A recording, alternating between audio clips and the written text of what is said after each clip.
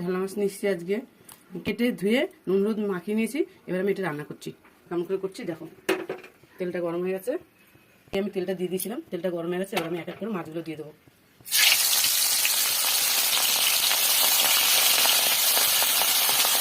দেখো মাছগুলোকে উল্টো পাল্টে ভেজে নিচ্ছি। এক এক করে আমি সবগুলো মাছ ভেজে নিয়েছি। এবার আমি বেগুনটা ভেজে নেবো।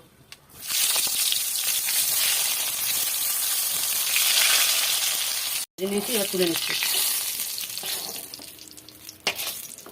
গোটা জিরে দেবো, পেঁয়াজটা দেবো। পেঁয়াজটা একটু লাল করে ভেজে নিই।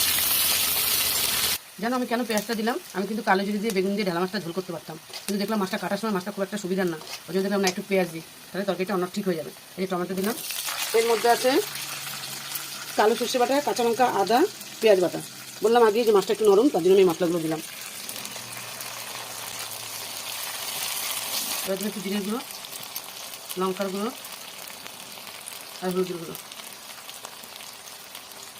একটু হাতে ছিটা দিয়ে একটু জল দিয়ে এটাকে ভালো করে কষাবো। এবার দেবো লবণ। এবার কষানো হয়ে গেছে, আমি জল দেবো।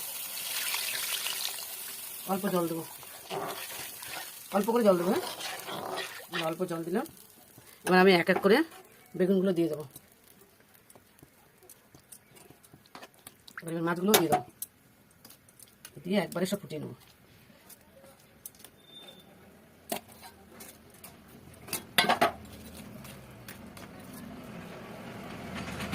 এবার এটা আমি ঢাকা দিয়ে দেবো।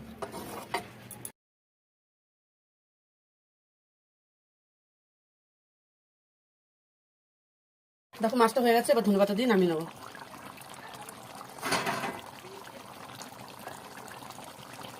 এই দেখো আমার ঢেলা মাছ করা হয়ে গেছে। দেখেছো? এই দেখো পুরো সুন্দর মাখা মাখা করে রান্না করেছি। যারা ঢেলা মাছ খেতে ভালোবাসো তাদের কাছে এটা খুব ভালো লাগবে।